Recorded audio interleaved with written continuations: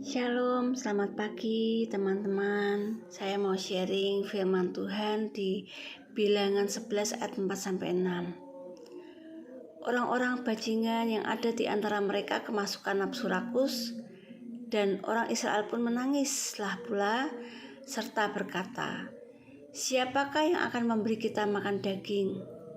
Ya. Ini berbicara tentang jasmani ya, tubuh jasmani ya yang menjerit ya. Kita teringat kepada ikan yang kita makan di Mesir dengan tidak bayar apa-apa, kepada mentimun, semangka, bawang prei, bawang merah, dan bawang putih. Ini berbicara tentang kebutuhan secara daging. Tetapi sekarang kita kurus kering, tidak ada sesuatu apapun kecuali mana ini saja yang kita lihat. Ini berbicara tentang hal mengeluh, ya, hal yang mengeluh. Ya, jikalau bangsa Israel dibawa Tuhan dari tanah Mesir ke tanah Kanaan dan dibawa ke padang gurun, mereka mengalami hal yang seperti ini. Sesungguhnya apakah ya mungkin dibiarkan oleh Tuhan mereka mati kelaparan, mati lemas, sehingga mereka mati kelaparan? Saya yakin tidak mungkin, teman-teman. Tuhan adalah Tuhan yang bertanggung jawab. Tidak mungkin Tuhan mengeluarkan mereka dari Mesir dan membiarkan mati kelaparan di padang gurun. Saya sangat yakin akan hal itu. Karena Tuhan kita adalah Tuhan yang hidup. Tuhan yang tak pernah meninggalkan. Kalau Dia saja mati di atas kayu salib, rela memberikan nyawanya, apalagi memberikan makanan secara jasmani. Saya teramat yakin bahwa Tuhan adalah Tuhan yang setia. Ini adalah suatu bentuk bagaimana bangsa Israel tidak mengenal siapa Tuhan yang menuntun mereka keluar dari tanah Mesir. Padahal mereka sudah waktu keluar dari tanah Mesir. Sebelum mereka keluar dari tanah Mesir, mereka sudah melihat banyak mujizat-mujizat Tuhan dinyatakan. Keajaiban-keajaiban Tuhan dinyatakan. Ya, seperti tulah-tulah, 10 tulah. Mereka sudah melihat bagaimana Tuhan menyertai mereka, sehingga mereka tidak mengalami 10 tulah di Mesir. Mereka boleh mengalami sesuatu yang nyaman. Saat bangsa Mesir dilanda tulah, mereka tidak mengalami tulah. Gitu. Dan ketika mereka dikejar-kejar oleh orang Mesir, mereka mengalami penyertaan Tuhan luar biasa. Laut dibelah menjadi 2 sehingga mereka boleh dibiarkan lewat di tanah yang kering. Sedangkan bangsa Mesir, prajurit-prajuritnya ditenggelamkan Tuhan di laut. Namun sayangnya bangsa Israel itu tidak mengenal siapa Tuhan yang menyertai mereka. Siapa Tuhan yang mengeluarkan mereka dari tanah Mesir. Jangan sampai kita seperti bangsa Israel. Ketika kita dikeluarkan Tuhan dari perbudakan Mesir, yaitu perbudakan dosa, perbudakan iblis, kita dituntun Tuhan menuju tanah Kanaan, yaitu kerajaan surga. Dan di dunia ini yang kita hidupi sekarang adalah lambang dari padang gurun. Tapi jangan sampai kita seperti bangsa Israel yang tidak mengenal siapa Tuhan yang menuntun kita, mengeluarkan kita dari perbudakan dosa ini. Oleh sebab itu kita harus sungguh-sungguh mengenal siapa Tuhan yang mengeluarkan kita dari perbudakan dosa ini, teman-teman. Ya.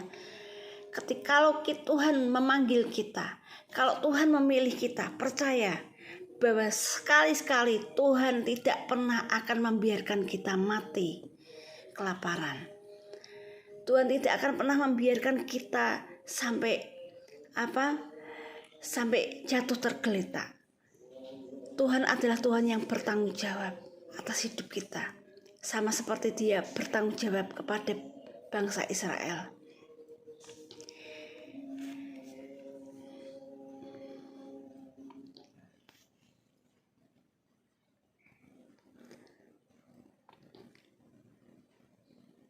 Percaya saja dengan Tuhan. Percaya saja. Tidak mungkin Tuhan meninggalkan kita. Ya. Jadi yang saya tangkap dalam Bilangan 11 ayat 46 ini berbicara ada satu poin, yaitu bangsa Israel tidak mengenal siapa Tuhan yang menuntun dia keluar dari perbudakan Mesir. Kita perlu mengenal Tuhan, sungguh-sungguh mengenal secara pribadi dalam hidup kita. Karena hidup yang kekal itu adalah mengenal Tuhan. Ya. Tuhan Yesus yang turun ke dunia ini, yang mati di atas kayu salib bagi kita, dan Dia berjanji akan menyertai kita hingga akhir zaman. Itulah hidup yang kekal, mengenal Tuhan Yesus Kristus secara pribadi. Dan yang kedua yang saya tangkap adalah bahwa jika kita hidup oleh daging, maka yang kita lakukan adalah seperti bangsa Israel ini. Kita akan menjerit terus gitu. Bagaimana ini, bagaimana ini itu gitu. Daging kita pasti menjerit gitu. Tapi jika kita mengenal Tuhan secara pribadi dalam hidup kita, dan kita mau dipimpin Tuhan, hidup oleh Roh Kudus, oleh Roh-Nya yang kudus, dipimpin oleh Roh, maka kita akan hidup oleh Roh, bukan hidup oleh daging. Percaya saja teman-teman, tidak mungkin kita sampai mati kelaparan. Wong burung saja Tuhan pelihara. Tidak ada burung yang mati karena kelaparan. Ya kan? Bunga di padang aja Dia hiasi. Apalagi kita, anak-anak Tuhan, yang sudah dipanggil Tuhan, keluar dari perbudakan dosa. Tidak mungkin Tuhan menelantarkan hidup anak-anaknya. Ya, jikalau kita mau memberi diri, sungguh-sungguh memberi diri kepada Tuhan untuk dipimpin oleh Roh-Nya, tidak mungkin Tuhan tidak bertanggung jawab atas hidup kita, karena Dia yang sudah mengeluarkan kita dari perbudakan dosa. Kita bersyukur sudah dikeluarkan dari perbudakan dosa, perbudakan Mesir yang adalah perbudakan dosa. Kita sebenarnya sudah sangat bersyukur. Kita tinggal enak, ngikut saja, ngikut pimpinannya saja. Roh Tuhan memimpin hidup kita, kita tinggal ngikut saja, memberi diri. Ya. Ada kalanya kita diperhadapkan, kita hanya diberi mana. Seperti bangsa Israel diberi mana. Gitu. Yang penting kamu tidak mati, nak. Tak kasih mana. Gitu. Tapi kalau bangsa Israel ini tidak hidup oleh Roh, dia hidup oleh daging, maka dagingnya terus yang hidup. Kenapa? Karena dia tidak benar-benar memberi diri dipimpin oleh Tuhan. Jika bangsa Israel ini benar-benar memberi diri dipimpin oleh Tuhan, dan dia sungguh-sungguh mengenal Tuhan yang menuntun dia keluar dari Mesir secara pribadi, pasti hal ini tidak akan mungkin terjadi. Mereka tidak mungkin mengeluh. Tapi karena atas ketidakpercayaan mereka, karena mereka tidak mengenal siapa Tuhan yang mengeluarkan dia dari Mesir, dan mereka tidak sungguh-sungguh percaya, mereka tidak sungguh-sungguh memberi diri, maka inilah yang terjadi. Mereka terus hidup dalam bukan memberi diri dipimpin oleh Roh Tuhan, bukan memberi diri dipimpin oleh Tuhan, tapi tetap berjalan menurut kedagingannya. Sehingga apa? Kalau daging ini kalau tidak dipuaskan secara daging, pasti dia akan menjerit. Daging pasti akan menjerit. Oleh sebab itu, ikut Tuhan adalah apa? Sangkal daging, pikul salib, salibkan daging, mati bagi Kristus. Bukan mati secara jasmani saja, ya, tapi mati secara daging untuk mengikut Tuhan. Itu seperti itu. Kenapa? Jika kita mati secara daging, maka roh kita akan hidup.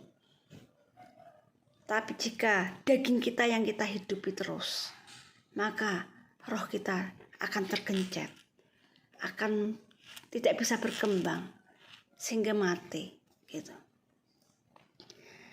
Ya.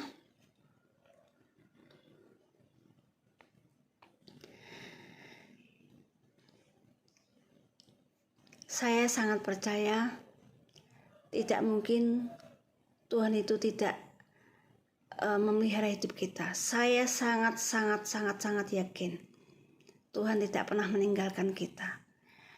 Apakah kita bisa mengucap syukur dalam kondisi yang paling tidak enak sekalipun? Apakah kita masih bisa mengucap syukur kepada Tuhan? Apakah kita akan meninggalkan Tuhan saat kita dalam kondisi yang paling buruk? Hidup di padang gurun ini, yaitu di dunia ini, adalah suatu ujian bagi kehidupan kita. Saat kita mengikut Tuhan di padang gurun, yaitu di dunia ini, apakah kita menang hingga masuk ke tanah Kanaan surgawi, yaitu kerajaan surga, ataukah kita akan mati dibinasakan di dunia ini seperti bangsa Israel yang angkatan pertama tidak bisa masuk ke tanah Kanaan kecuali Yosua dan Kaleb dan keturunan yang lahir di padang gurun. Jangan sampai kita seperti bangsa Israel yang sudah dipilih namun kemudian mati, dibinasakan. Ya, atas apa? Atas ketidakpercayaan kepada Tuhan yang telah mengeluarkan dia dari perbudakan Mesir.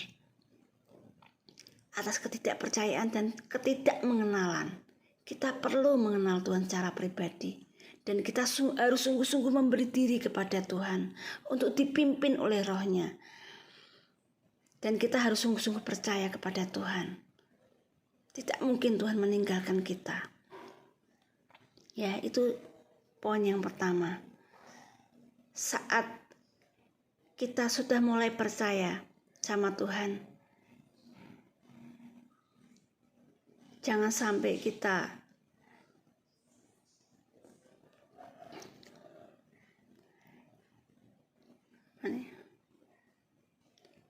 kita mengeluh seperti bangsa Israel. Ya. Kita harus benar-benar iman kita tuh di-stretch, benar-benar harus dikembangkan, harus berkembang gitu. Kita harus menjadi Kristen yang rohani, yang dewasa, bukan rohani yang kerdil atau anak-anak terus gitu. Tapi iman percaya kita kepada Tuhan harus di-stretch, dikembangkan menjadi rohani yang dewasa, teman-teman. Bahkan dalam keadaan sesulit apapun, tetap apakah ada ucapan syukur yang keluar dari mulut kita? Tuhan, terima kasih. Terima kasih. Apapun yang terjadi Tuhan, aku tetap akan mengikut Engkau. Itulah yang sangat Tuhan berkenan. Itulah yang benar-benar membuat hati Tuhan itu tidak tahan, teman-teman. Jika dalam keadaan kondisi sulit apapun, kita masih bisa mengucap syukur pada Tuhan. Kita masih bisa berterima kasih, kita masih bisa tersenyum, kita masih bisa bersukacita. Itu yang membuat hati Tuhan itu sangat tidak tahan melihat anaknya seperti itu. Saya yakin Tuhan pasti akan tersenyum. Tuhan pasti akan bangga dengan kita, teman-teman. Luar biasa. Tuhan Yesus baik. Kita baca di Habakuk 3 ayat 17-19. Sekalipun pohon ara tidak berbunga, pohon anggur tidak berbuah, hasil pohon zaitun mengecewakan. Sekalipun ladang-ladang tidak menghasilkan bahan makanan. Bayangkan, menanam, capek-capek menanam di ladang, tetapi tidak menghasilkan bahan makanan. Kambing domba terhalau dari kurungan, kabur semua, pergi semua. Dan tidak ada lembu sapi dalam kandang, habis, intinya sudah tidak punya ternak lagi. Namun aku akan bersorak-sorak di dalam Tuhan, beria-ria di dalam Allah yang menyelamatkan aku. Allah Tuhanku itu kekuatanku. Ia membuat kakiku seperti kaki rusa. Ia membiarkan aku berjejak di bukit-bukitku. Teman-teman, masihkah kita seperti apa yang dikatakan di Habakuk ini? Walaupun segala sesuatu sepertinya tidak kita mengecewakan, tidak seperti yang kita harapkan, masihkah kita bisa berkata seperti yang Habakuk katakan ini? Namun aku akan bersorak-sorai di dalam Tuhan, beria-ria di dalam Allah yang menyelamatkan aku. Luar biasa. Masihkah kita bisa berkata seperti ini, teman-teman? Allah Tuhanku itu kekuatanku. Ia membuat kakiku seperti kaki rusa. Ia memberikan aku berjejak di bukit-bukit. Wow. Berarti Habakuk ini melihat bukan secara daging, tapi yang dia lihat itu adalah kehidupan secara roh. Di mana Tuhan yang adalah roh itu benar-benar yang menjadi kekuatan dalam kehidupan Habakuk ini. Ini iman yang luar biasa. Iman yang harus dimiliki oleh setiap anak-anak Tuhan. Supaya apa? Kita terus dibangun di atas batu karang yang teguh. Saat banjir melanda, maka rumah hidup kita ini tidak roboh. Makanya banyak sekali orang yang murtad meninggalkan Tuhan. Karena apa? Banyak sekali. Karena banyak hal. Tapi kita bukanlah orang-orang yang hidup menurut daging. Memikirkan hal-hal yang dari daging. Kita adalah anak yang hidup menurut roh dan memikirkan hal-hal yang dari roh. Itu terdapat di Roma 8 ayat 5. Sebab mereka yang hidup menurut daging memikirkan hal-hal yang dari daging. Mereka yang hidup menurut roh memikirkan hal-hal yang dari roh. Ya, teman-teman. Luar biasa firman Tuhan.